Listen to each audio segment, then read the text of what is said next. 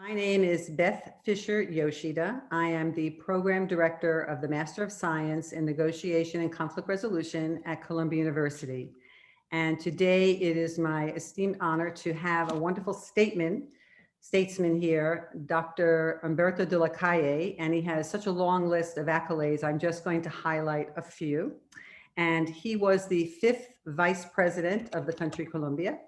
He was also Minister of the Interior during the 1991 Colombian Constitution talks and the creation of the Colombian Constitution.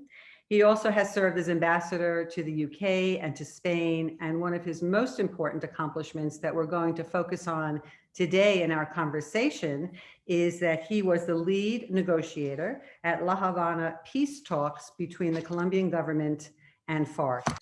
Good afternoon to everybody.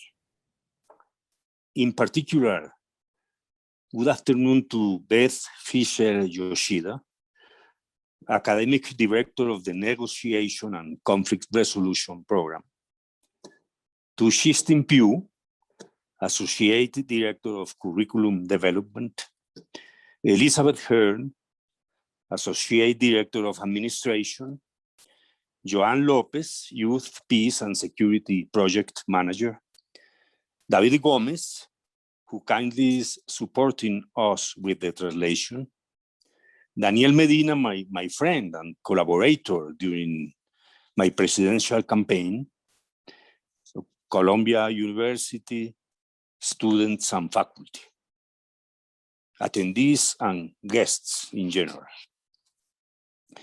It is an honor for me to be able to speak to you today. Also, it is a source of pride. Columbia is one of the most prestigious universities in the world. Thank you for inviting me. I feel a little bit at home, as it is possible to find certain similarities in the university's name and my home country, Colombia. Both evoke Christopher Columbus. So both evoke the idea of a new world. Before we start, I would like to put it all in context. Let's look back to Colombian history. Colombia has suffered from a long-lasting internal armed conflict for more than 60 years. Both parties, political parties, liberal and conservative, fought each other, leaving more than 200,000 people dead. After almost 10 years or so, in 1957, the heads of each party ended the struggles by signing the National Front Pact, a sharing power peace agreement.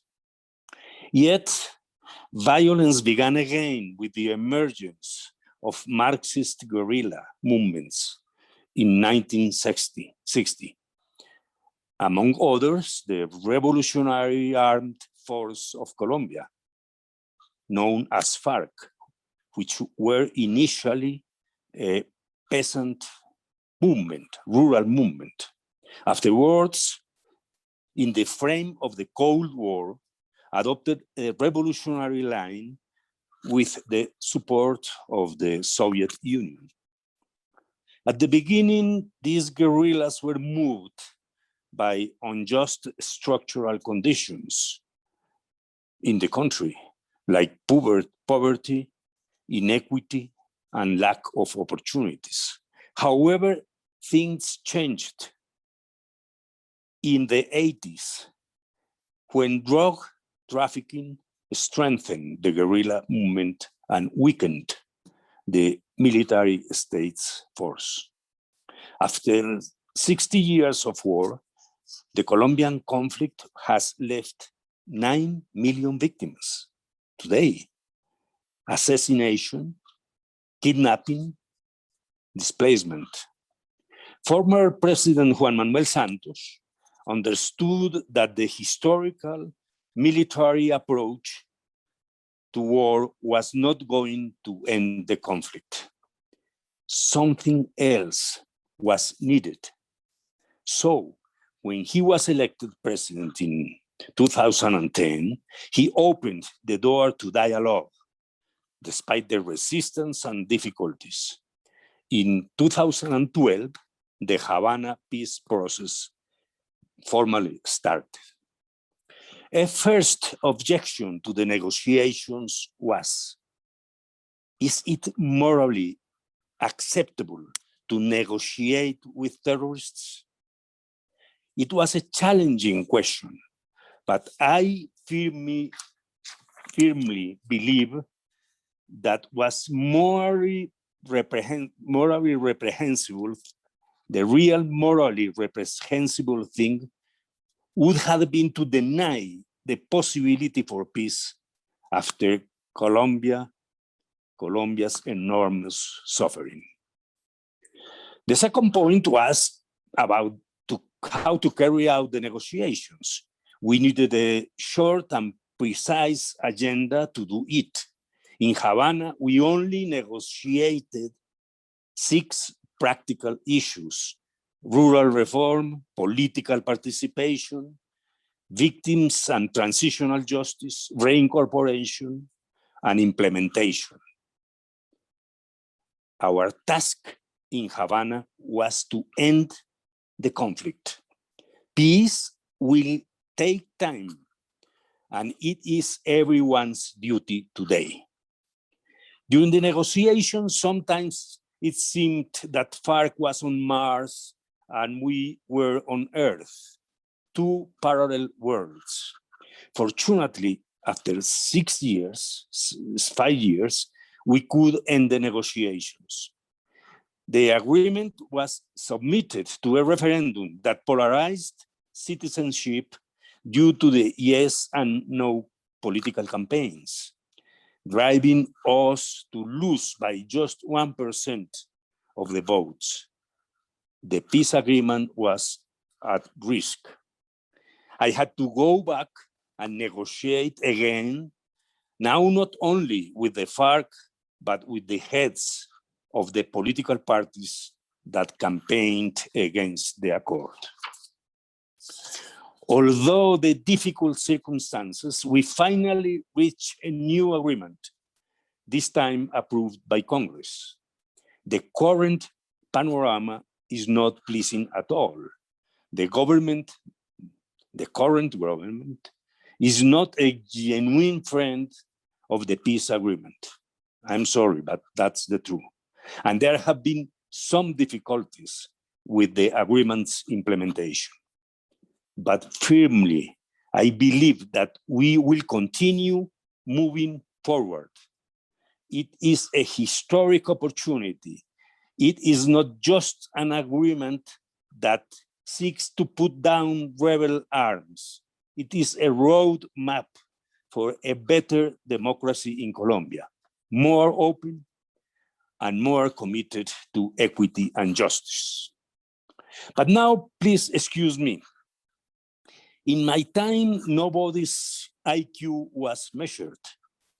I do not know my grade, but whatever it is, without doubt, it drops dramatically when I speak in English. For that reason, I now switch to Spanish language. Thank you very much.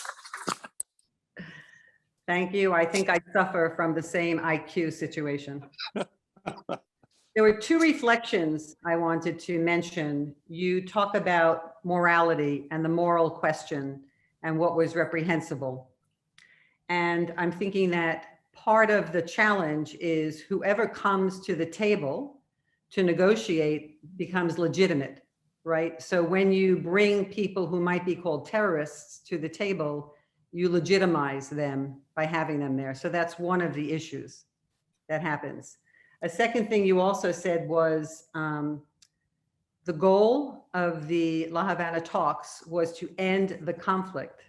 And then you say, and then the peace process starts. So when the conflict ends, it does not automatically mean there is peace, right? So you're separating those two. Could you comment on that? Perfecto, sí. Sobre el primer punto, realmente yo quiero decir que cuando fui llamado a presidir la delegación, pues la cuestión de la moralidad de conversar con terroristas es un golpe muy duro, es como si uno recibiera una bofetada en la cara. Sin embargo, en ese momento ya era evidente, era claro que había una posibilidad, tengo cuidado con las palabras, era posible y la certeza era la posibilidad de terminar esta saga de violencia a través de las conversaciones. Y me parece, por tanto, que lo que hubiera sido inmoral, y hoy estoy absolutamente convencido de eso, es no examinar la vía del diálogo. Hubiéramos podido fracasar, pero el hecho hoy, con todas las dificultades que tenemos, y pese a que hay grupos todavía en armas, las FARC entregaron las armas se destruyeron, se hizo con la verificación de Naciones Unidas, y por lo menos en esta situación de tantas formas de violencia en Colombia, hemos logrado apartar el grupo más fuerte militarmente. Repito, ha dejado las armas y hoy constituye un partido político, aun cuando hay algunas disidencias, como tenemos que reconocer. Luego, regresando a ese momento, creo que lo correcto hubiera sido negociar como lo fue y como significó, por tanto, para nosotros el éxito de las conversaciones. No haberlo hecho nos tendría sumidos en una situación de violencia y este actor, el más largo, el más poderoso militarmente, repito, estaría todavía actuando. Ahora bien, la segunda pregunta. Siempre tuvimos claro, y este es un elemento central de la estrategia. En Colombia, en los intentos anteriores de negociación, se había confundido la idea del acuerdo con la paz. Y eso hizo que las mesas de conversaciones tocaran, como decimos en castellano, lo humano y lo divino. Se generaba la expectativa equivocada de que una mesa de conversaciones iba a resolver la totalidad de los problemas de Colombia. El primer paso certero y estratégico de ambas partes fue entender que la mesa ponía fin al conflicto con las FARC. Eso no es poco, pero era solo eso. La paz es un deber de todos, de los gobiernos, de los colombianos. Inicialmente previmos un plazo de 10 años, que luego ampliamos a 15 años por razón de las dificultades fiscales de Colombia. Pero el elemento central, como tú lo has dicho, Beth, es separar esas nociones, lo cual nos permitió concentrarnos solo en los 6 puntos que ya mencioné, una agenda precisa, funcional, práctica, solo para terminar un conflicto. Yo sostengo que muy buena parte de los fracasos anteriores fueron por ese deseo de resolver todos los problemas en una mesa de conversaciones con una guerrilla. Eso fue lo que no hicimos y creo que acertamos en eso. That makes total sense. And I know that negotiating the agenda is a big deal in these talks. Right. Totally right. Yes. So now just moving along to some other questions, so that you have so many experiences as a Colombian statesman. I'm wondering, can you share with us maybe 2 or 3 key moments in your career and why these are so meaningful to you? Bueno, en primer lugar, ya lo mencionó Beth, yo fui el delegado del gobierno en 1991 para la Asamblea Nacional Constituyente que cambió la Constitución de Colombia. Primero, esa fue una experiencia extraordinaria. Un grupo de 70 colombianos actuando de manera muy clara, muy transparente, muy limpia, sin los vicios tradicionales de la política y pensando solo, lo digo de verdad, pensando solo en la mejor solución para reemplazar una constitución que se le había quedado pequeña a Colombia. Necesitábamos dar un paso en múltiples frentes. Esa constitución yo la valoro no solo por lo que está escrito, dijéramos, hay normas poderosas, hay un reconocimiento y una modernización de la Carta de Derechos, que antes era muy obsoleta. La constitución anterior venía de 1886 y prácticamente no mencionaba la complejidad de una Carta de Derechos moderna. Luego se estableció un esquema que le permite a cualquier ciudadano en cualquier tiempo y lugar, en términos muy breves, un mecanismo que llamamos tutela, que ha permitido una revolución de acceso a la justicia en Colombia y ha resuelto millones de conflictos. Pero yo voy más allá, porque me parece que la Constitución no solo ha sido útil para la creación de normas, procedimientos, etcétera, sino porque generó un espíritu nuevo en Colombia. Es como si nos hubiéramos descubierto nuevamente como sociedad. El énfasis era el pluralismo, el respeto a las ideas ajenas, pese a lo cual, repito, ha habido una larga historia de violencia en Colombia, pero surgió una especie de nuevo país. Nos reconocimos además en nuestras etnias. Antes los indígenas al parecer no existían.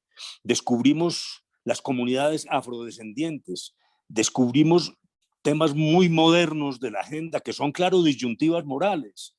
La configuración de la familia que ha venido evolucionando de manera tan dramática en los últimos años, el derecho de las mujeres a la salud sexual y reproductiva, la igualdad de género, en fin, no me voy a alargar, pero esa fue, dijéramos, mi más significativa incursión, mi primera incursión importante en la vida pública colombiana y me ha dejado una enorme huella.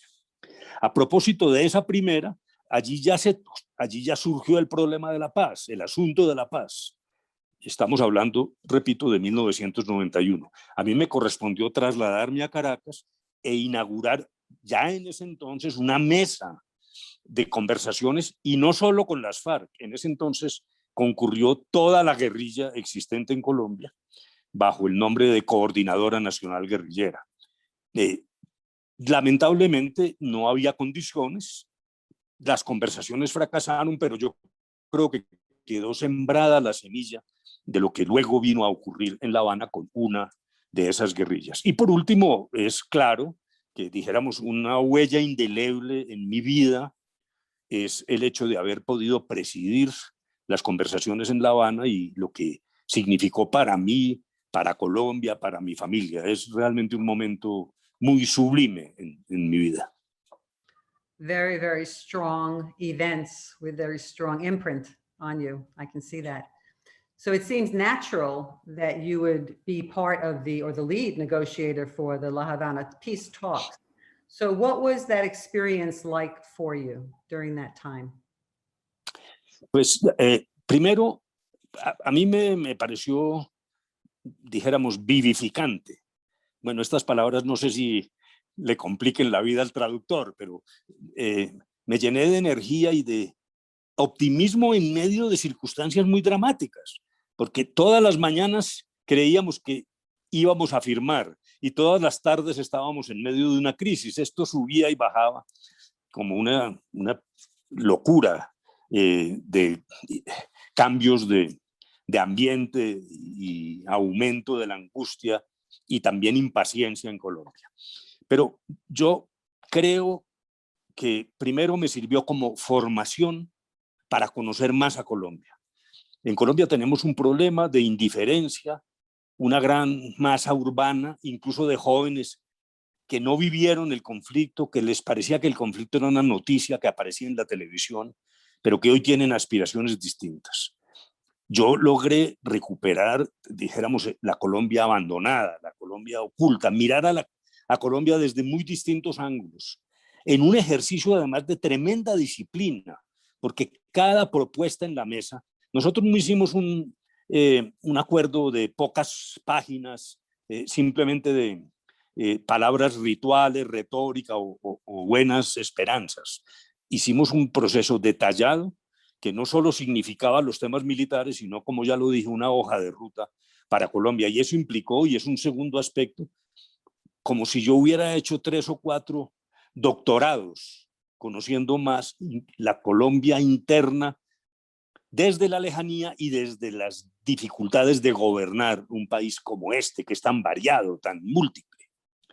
En tercer lugar, hay un aforismo popular que dice: hay que ponerse en los zapatos del otro, es decir, tratar de entender que esos señores que, repito, parecían vivir en Marte, perdón, en otro mundo, había que tratar de descifrar qué era lo que decían, y el aforismo popular dice: ponerse en los zapatos del otro. Pero yo agregué una segunda frase: ponerse en los zapatos del otro, pero no para usar los zapatos del otro, porque el propósito de La Habana no era ni convencer a la guerrilla de las debilidades del marxismo, ni llevarlos a adoptar las ventajas de la democracia representativa y del capitalismo. El propósito era no violencia en el ejercicio de la política. Ustedes sigan con sus ideas. Nosotros no venimos a cambiar las ideas, venimos a establecer un marco de política civil al cual ustedes se puedan incorporar con garantías. Eso significa también humildad. Y eso significa que, en mi opinión, sinceramente, yo creo que soy mejor persona humana hoy que el día que llegué a La Habana. Very clever how you separated the different issues. So I wanted to ask you now, because some of the people listening to this talk today are students of negotiation and conflict resolution. What were some of the strategies or tactics that you used in your negotiation in La Habana? Si dijéramos que la estructura del acuerdo o de la estrategia para el acuerdo tomó en consideración los fracasos anteriores, asumimos las lecciones aprendidas, introdujimos las innovaciones que eran necesarias. Un primer elemento fue, ya lo dije y no lo voy a repetir, separar la noción de paz de la noción concreta bajo una agenda de la solución de un conflicto. En segundo lugar, entender que el propósito real, central, eran las víctimas, no las FARC ni el gobierno. Eso parece retórica, pero no lo es. Tuvo consecuencias muy prácticas. Por ejemplo, y podríamos volver sobre esto, las sanciones en la justicia transicional, que son menos severas que las sanciones ordinarias, se diseñaron pensando en las necesidades y el anhelo de las víctimas, que era verdad, justicia y reparación, y no solo en la actitud normal punitiva de un Estado cualquiera, de un Estado democrático cualquiera. En tercer lugar, me parece que fue muy importante entender que teníamos que lograr un concepto de integralidad de la negociación, lo cual quiere decir que nada estaba acordado mientras no estuviera todo acordado, para evitar que comenzara un proceso a la manera de los sindicatos que toman ciertos triunfos en la mesa y luego desisten de lo demás. Bueno, pudiera pasar por parte del Estado también. Luego, todo lo que se conversaba era un borrador que solo tendría vigor cuando se suscribiera la integralidad del acuerdo. Pactamos un régimen de confidencialidad, no de secreto. Nosotros teníamos la obligación, y lo hicimos, de informar a la opinión pública, pero de aquellos elementos centrales de lo que se estaba negociando, y no la multiplicidad de propuestas que van y vienen, que lo que hacen es desconcertar a la opinión pública. Lamentablemente, yo tengo una crítica muy dura para las FARC, porque ellos entendieron que quizás tenían mucho éxito, la libido del micrófono, todos los días salían a hablar, y me parece que eso contribuyó a la derrota del plebiscito. Encontramos también que era necesaria la extraterritorialidad, es decir, negociar fuera de Colombia. En las ocasiones en que se había negociado dentro del territorio, lo que había pasado era que los periodistas prácticamente se iban a vivir a la zona al lado de la mesa de conversaciones, y eso genera una presión insoportable.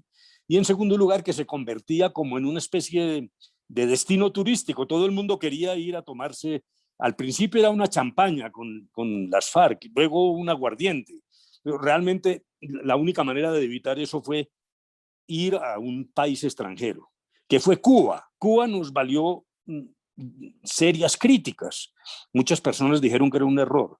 No lo fue, porque Cuba primero daba garantías a las FARC. Era necesario que ellos entendieran que no iban a morir por ir a conversar con nosotros.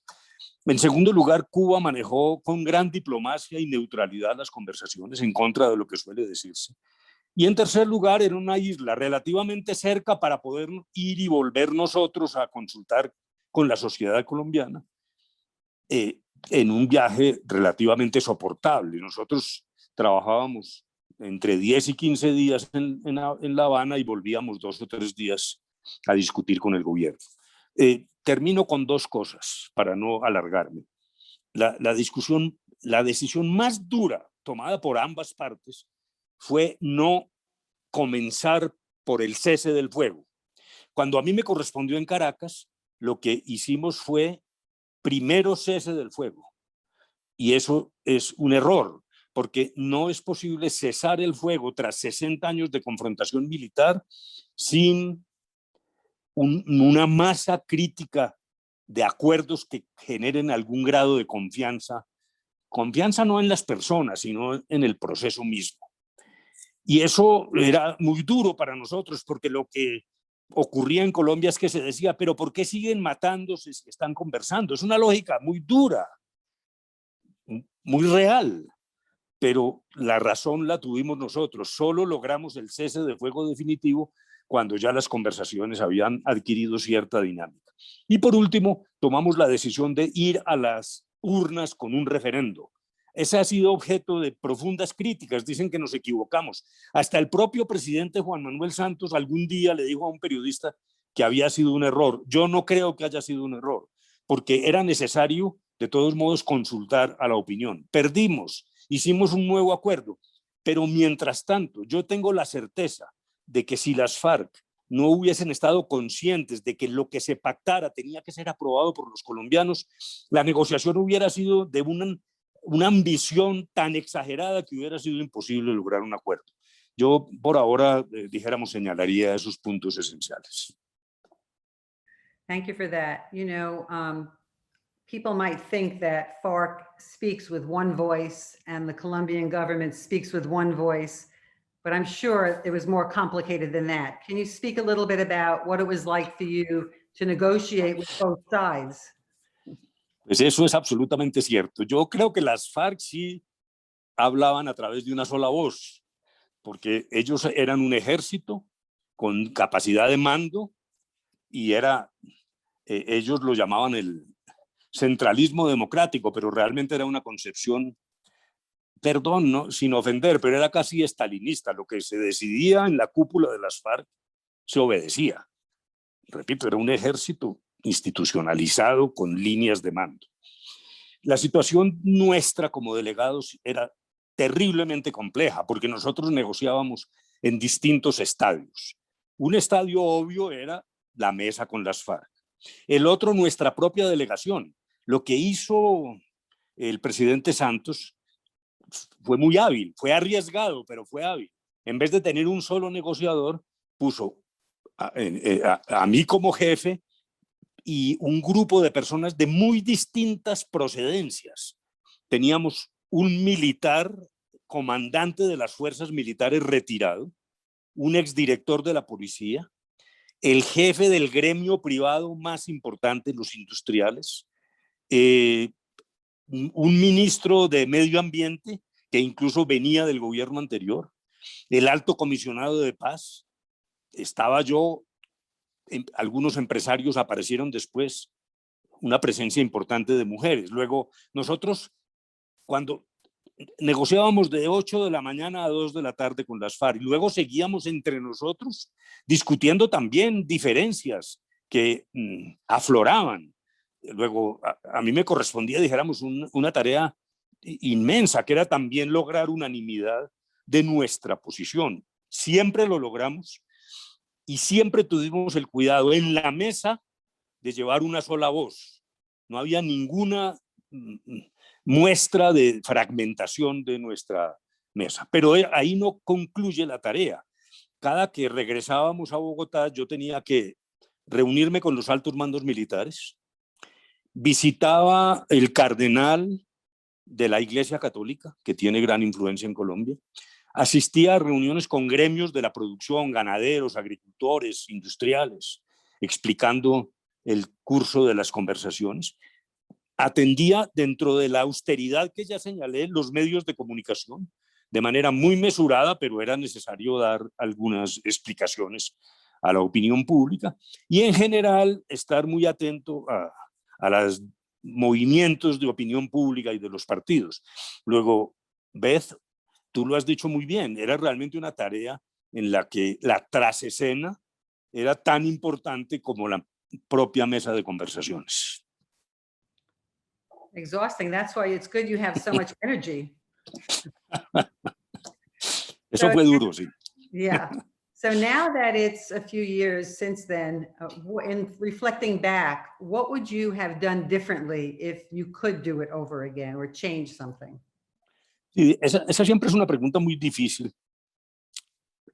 Pienso que un observador ajeno, pues, podrías tener la mente más amplia para responderla, en la medida en que pues, yo estoy comprometido con lo que se hizo, pero primero quisiera hacer una reflexión. Algún día dije en la prensa que ese acuerdo era el mejor acuerdo posible. Entonces recibí críticas brutales. Parecía un acto de arrogancia. No me entendieron, eso no fue lo que yo quise decir. Lo que quise decir es que no hay una especie de escala de 0 a 10 de los conflictos. Eso no es como la escala de los terremotos o las calificaciones de un estudiante. Por eso lo que dije fue el mejor acuerdo posible es el que logra tener éxito. Y en nuestro caso, más allá de las dificultades actuales, el logro absoluto que es la desmovilización militar de las FARC, la destrucción de las armas y el ingreso a la política. En ese sentido dije, este es el mejor acuerdo posible. Luego vino el problema de la refrendación, ya les conté que hasta el propio presidente terminó entendiendo que quizás había sido un error, yo creo que no lo fue, así hubiéramos perdido. Se especula un poco que los partidos situados, dijéramos, en la derecha, en la derecha más radical, que se opusieron siempre al acuerdo, a mí me hacen la pregunta, ¿y por qué no hicieron el esfuerzo de incorporarlos? La verdad es que después del plebiscito, cuando perdimos, del referendo, ya lo conté, se hizo una nueva negociación con los voceros de estos partidos, pero era en la realidad de Colombia imposible haber comenzado involucrando la totalidad del espectro político. En mi opinión, eso no hubiera funcionado. El presidente Santos entendió que tenía que impulsar las conversaciones con aquellas fuerzas que lo acompañaron, las fuerzas políticas que lo acompañaron, pero quedaría como hipótesis abstracta qué hubiera pasado si se hubiera logrado eso. Claro que hubiera sido mejor en términos de cohesión nacional, pero ese tipo de razonamientos es un poco débil. Aquí en mi biblioteca tengo este libro que es conocido de What If, ¿qué hubiera pasado si? Entonces toma los grandes eventos históricos, ¿qué hubiera pasado si, dijéramos, Hitler no hubiera atendido el frente oriental y el occidental al mismo tiempo? ¿Qué hubiera pasado si Napoleón no hubiera ido al territorio ruso? En fin, pero eso es muy especulativo porque el hecho es que lo que se hizo se logró con muchas dificultades. En abstracto alguien podría leer hoy el acuerdo y decir, mire, esto se pudo haber manejado distinto, claro, pero eso se dice no en la mesa, esa es una visión académica.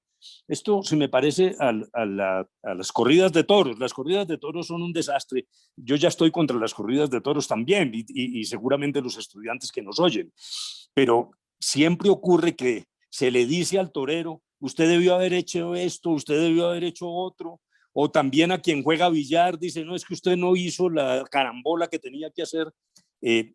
Se hizo lo que indicaron las circunstancias muy difíciles de negociar con una guerrilla que tenía una visión de Colombia que era la antípoda de nuestra visión. Y yo sigo creyendo que lo que se hizo fue necesario. I agree. There's so many conditions that complicate the situation. I think it was the best agreement for what could be achieved at that time with those parties. So I want to ask one more question with a future orientation is, what do you think Colombia needs now to have sustainable peace? Esa pregunta es fundamental y la voy a responder, dijéramos, de manera muy cuidadosa. Después del acuerdo, se presentó el evento electoral, las elecciones del año 2018, y ganaron los partidos que se oponían al acuerdo. Incluso esa fue parte de su campaña política, lo cual demuestra que el desafío para nosotros era enorme. Entre otras cosas porque lo que pasó en Colombia, particularmente entre 1991, la nueva constitución, y el momento en que estábamos en La Habana, es que el conflicto se degradó demasiado. Las FARC cometieron crímenes todavía más horrendos, también los paramilitares, también hubo militares involucrados, lamentablemente, terceros financiadores. Luego, la sensibilidad de la opinión pública, que en 1991 tenía, dijéramos, le daba opciones a la noción de delito político, de la rebeldía, la necesidad de dar un paso en aquel entonces hacia las amnistías, pues eso se deterioró en Colombia, los largos secuestros y la mezcla de las FARC con el narcotráfico. Y no solo las FARC, yo siempre insisto en que aquí hay responsabilidades de distinta naturaleza y que todas deben ir a responder a la jurisdicción transicional según los lineamientos que se pactaron en La Habana. Pero esa situación hizo que, dijéramos, se perdiera ímpetu en la consecución de un mayor apoyo. Y a partir de allí se generaron enormes desafíos adicionales.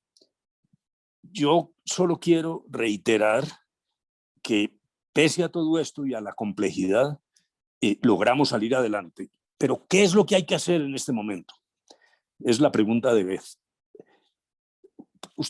Ustedes pueden creerme o no, claro, yo puedo ser una especie de testigo, un analista sospechoso, pero yo sinceramente creo que la ruta para conseguir una paz duradera en Colombia es cumplir el acuerdo.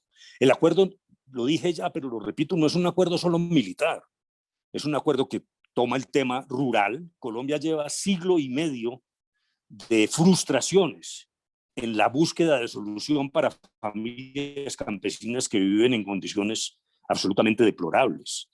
Luego, la reforma política. Necesitamos una política más limpia, más transparente. Hay una crisis seria de legitimidad, no jurídica, sino política, del comportamiento de nuestros partidos. Y luego la justicia transicional desemboca en el reconocimiento de la verdad, que hoy es insoslayable, que es un derecho de las víctimas, la reparación, que es enorme, ya hablé de 9 millones de víctimas, y en particular el deseo y la creación de condiciones de reconciliación. Esa es la hoja de ruta de Colombia y mi opinión es que hay que continuar cumpliendo el acuerdo. El gobierno lo ha hecho bien, lo reconozco, en lo que tiene que ver con la reincorporación, es decir, ayudar a que los combatientes que dejaron las armas tengan una situación de vida razonable, un proyecto de vida y un proyecto económico. Hay discusiones en las cifras, pero me parece que ese no es el punto. El punto serio es que hay elementos cruciales para Colombia que están absolutamente en el congelador, que no se han movido. Primero, reafirmo la necesidad de una reforma rural integral en Colombia, que ya fue hecha por muchos de nuestros vecinos. Incluso hay estudios que muestran que los llamados tigres asiáticos, el éxito de Corea, por ejemplo, en el mundo capitalista, estuvo precedido de una reforma rural. Primero, es necesario estabilizar el campo y también crear en los campesinos una masa de consumidores que dinamice la economía. Esto tiene mil ramificaciones. Y por último, un lenguaje desde el gobierno de reconciliación y de incorporación a la sociedad de quienes han delinquido, que son las FARC, pero son otros también. No podemos tener una visión miope, condenar a las FARC, pero hacer caso omiso también de las barbaridades que se cometieron del otro lado. Es afrontar esa verdad, es un paso necesario. Lamentablemente, por ejemplo, frente a esta jurisdicción especial de paz, el gobierno durante 2 años estuvo interfiriendo, generando objeciones en el Congreso, en las Cortes. Perdimos 2 años, lastimosamente. Y para decirlo con todo respeto y consideración, no tengo ánimo de molestar a nadie, pero yo creo que el acuerdo se está cumpliendo, pero solo parcialmente. Y realmente hay temas de fondo que es necesario abordar. Yo sigo convencido de la expresión de hoja de ruta para Colombia y creo que lo que le conviene al país es continuar en ese camino. I agree. And I'm very hopeful that good things will happen because I've been working with some wonderful youth leaders in Medellin and Bogota, and they are the future, and they're very hopeful, and they need just opportunity and access to information, education, and so on. So I'm going to open it up now to questions from our patient participants. Please feel free to enter your questions into the Q&A box.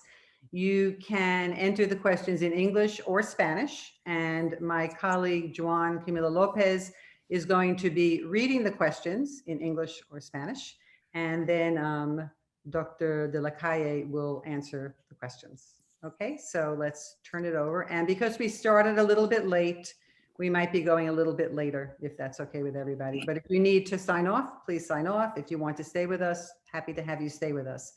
So Juan, then, do you have a question? Okay. Yes, thanks, Dr. Fisher-Yoshida and Dr. De La Calle for such a great conversation. So the first question that comes from the audience is, how can we make citizens understand that peace takes time and that the peace agreement is a roadmap that is different from achieving immediate peace? And there is a second question to this. Are there any lessons learned in terms of communication of the peace agreement to the general public? Perfecto. Bueno, pues muy interesantes preguntas.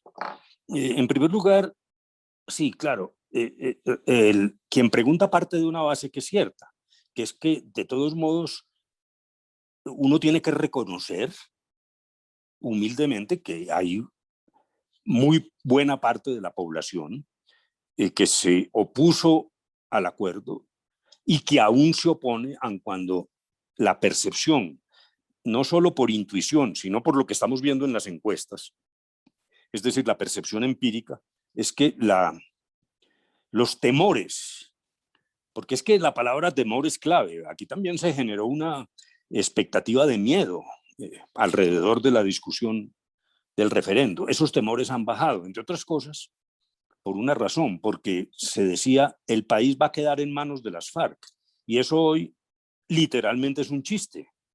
Las FARC obtuvieron 50.000 votos en las elecciones, tienen presencia en el Senado, pero no son una fuerza que sea capaz de torcer el rumbo de Colombia.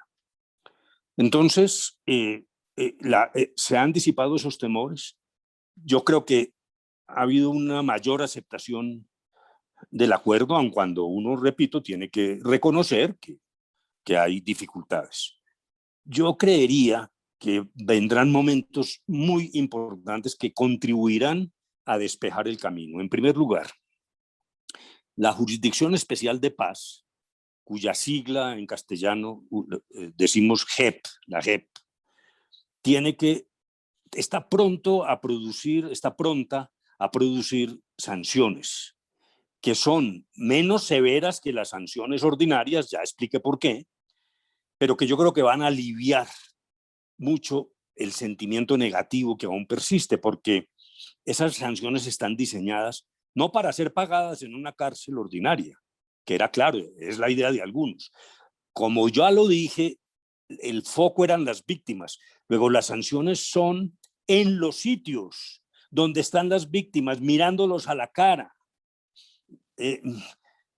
desminando las minas antipersonal que pusieron en el suelo colombiano, reparando la infraestructura, llevando un mensaje de paz, conviviendo con esas víctimas en todo el territorio nacional. Yo creo que eso debe contribuir a ver una guerrilla y los demás responsables, porque, insisto, si partimos de la base de que es solo la guerrilla, aquí no va a haber paz sólida, de que estos personajes de ambos lados están realmente arrepentidos y que están buscando una reincorporación leal a la sociedad.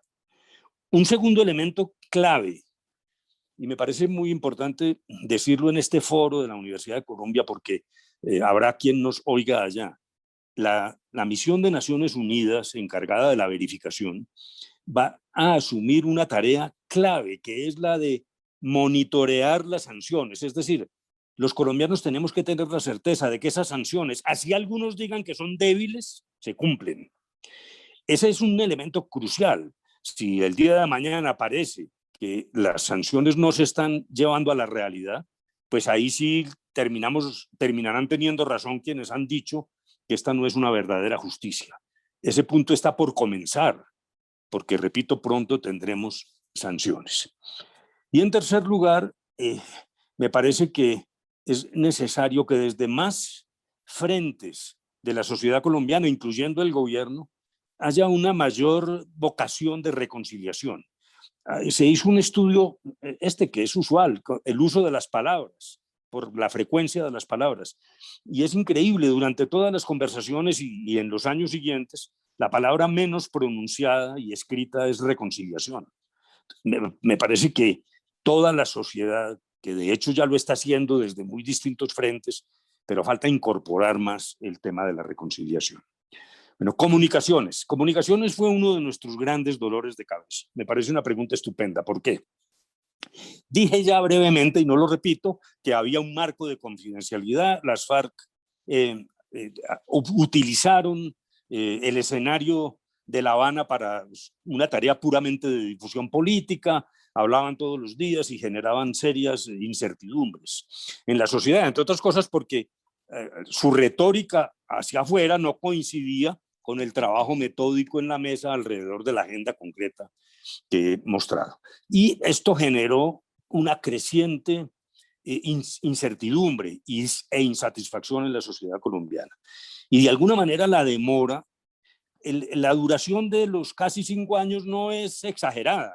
En términos comparativos, Colombia utilizó el tiempo promedio en este tipo de negociaciones. Pero claro, la gente esperaba algo más rápido y fue generando también impaciencias. Allí surgió para nosotros una disyuntiva: romper la confidencialidad o continuar con este sistema de información austera, precisa. Yo nunca improvisé una intervención, nunca. Siempre leía un papel. Me decían, pero es que eso no es muy periodístico. Usted debía hacer ruedas de prensa. No, no, porque el jefe de una delegación no puede equivocarse. Una palabra de más o una palabra de menos puede o generar en las FARC la idea de que algo ya fue aceptado o que fue rechazado y entonces entramos en una crisis, y luego también generar en la opinión pública enormes incertidumbres adicionales a las que ya teníamos.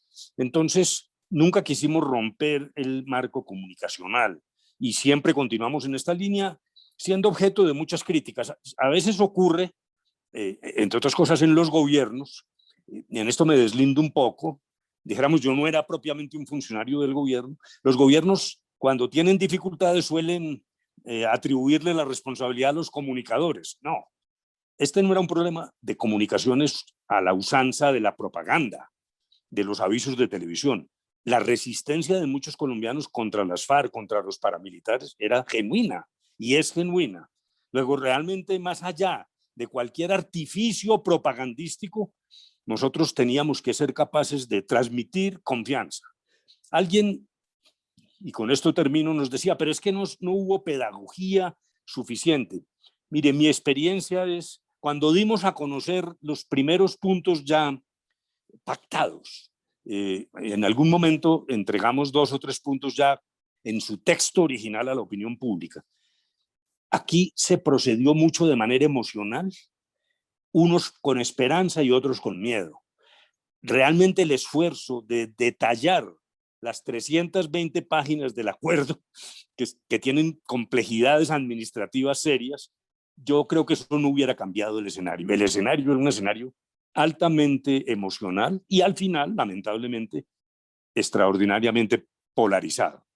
Si nos equivocamos, eso sí es posible. Dijéramos, ahí podría ser esto mirado por expertos. Mi percepción es que era el clima mismo el que dificultaba simplemente acudir a técnicas vacías de comunicación que hubieran sido inocuas.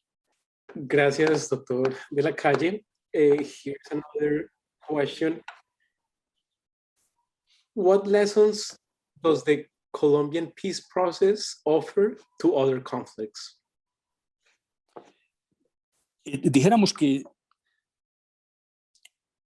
insisto en que el contexto de las conversaciones es difícilmente estandarizable. O sea, existe, pues como sabemos, estoy en la Universidad de Columbia, pues todo un conjunto de ideas y prácticas avaladas sobre cómo se debe negociar y la conducta de los negociadores. Hay toda una sabiduría alrededor de las negociaciones, pero el contexto pesa mucho. En particular para nosotros, al principio tuvimos asesores extranjeros, algunos de ellos de nacionalidad norteamericana, británicos, en fin. Es muy útil en el diseño de la estrategia, ayudan a que uno organice también su mente, pero quiero confesar que cuando ya empezó a moverse rápidamente la mesa, está la cantidad de vicisitudes y pequeñas decisiones de contexto, donde ya allí lo que hay que tener es buen juicio y orientación política. ¿Cuál es el propósito? Para nosotros el propósito era la legitimidad. Incluso a los militares les decíamos, la victoria es la legitimidad. Para militares reticentes, que lo que hubieran querido era una especie de Waterloo de la guerrilla, una batalla final con triunfo y laureles y desfiles apoteósicos, no, eso no pasó ni va a pasar. Aún con lo que queda de la guerrilla, esa no es la forma de derrotar una guerrilla. Se derrota es con la legitimidad y también con la presencia del Estado y el cumplimiento de sus deberes sociales. Luego, dijéramos que una primera lección es entender que el propósito es una especie de línea roja. En las conversaciones hay un trono moral. Nosotros éramos el trono moral, porque éramos la representación de un gobierno democrático. Con defectos, sí. Nunca escudamos los defectos y aceptamos en la mesa aquello que había que corregir, pero siempre entendiendo que la legitimidad estaba de nuestra parte, pero que había que llevarla a la sociedad colombiana para crear ese marco de incorporación de unos rebeldes cuya lucha se había degradado a convivir en paz y a optar por la política.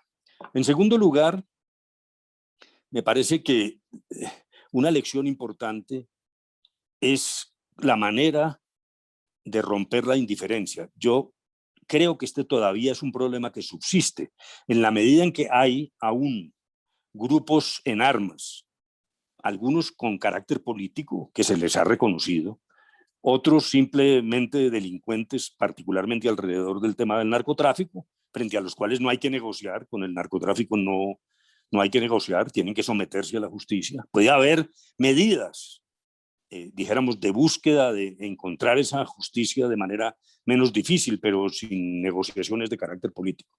Pero en ese entorno me parece que lo esencial es el ejercicio de tratar de convencer cuáles son las aspiraciones, los deseos y la necesidad de unificar a un país, no en el consenso. Nosotros nunca buscamos el consenso, sino en un acuerdo para el disenso. La verdadera esencia de la democracia es que aprendamos a disentir sin matarnos. Y me parece que ese es el camino que hay que recorrer frente a una guerrilla de esta naturaleza. En tercer lugar, obviamente, hay lecciones en torno a la manera de recuperar a los excombatientes. Pero allí, en mi opinión, y ya lo insinué, me parece que se ha roto este punto porque el gobierno actual trabaja en el tema, ya lo dije, de la reincorporación, pero siempre y cuando no se vaya más allá de ese límite. Esto no son palabras mías.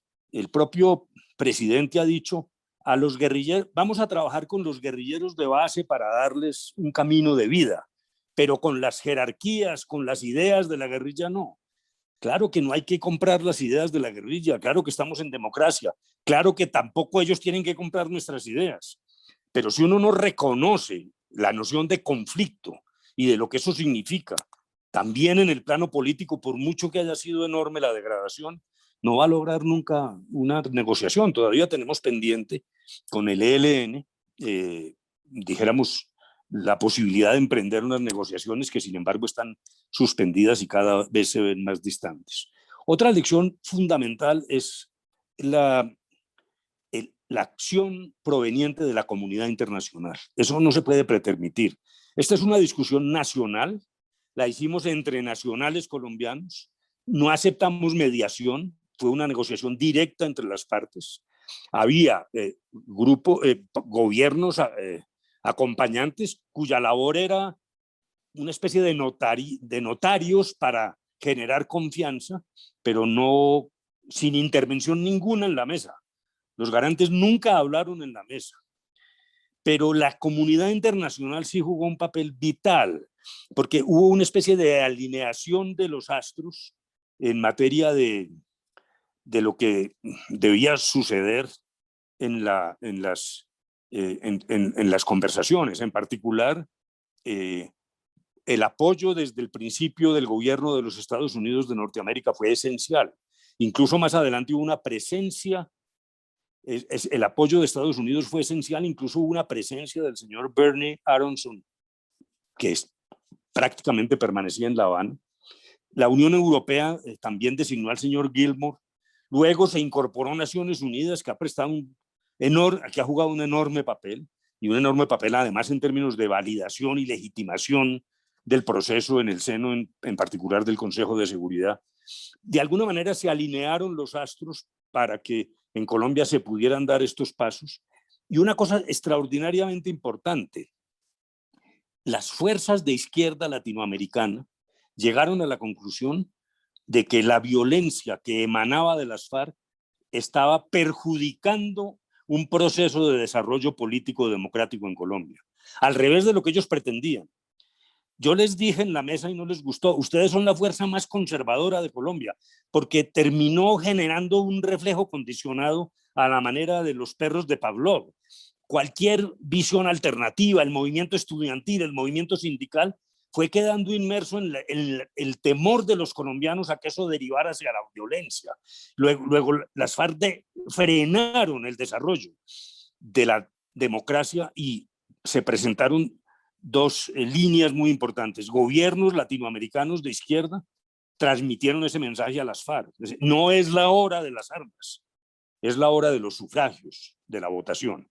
Y la izquierda interna en Colombia, democrática, la que no usó armas, también transmitió ese mensaje. Les dijo, ustedes están dificultando nuestra capacidad. Yo creo que la política en Colombia ahora sigue polarizada, pero me parece que es más ideológica, quizás más dura, pero me parece que hemos ido saliendo de muchos fantasmas.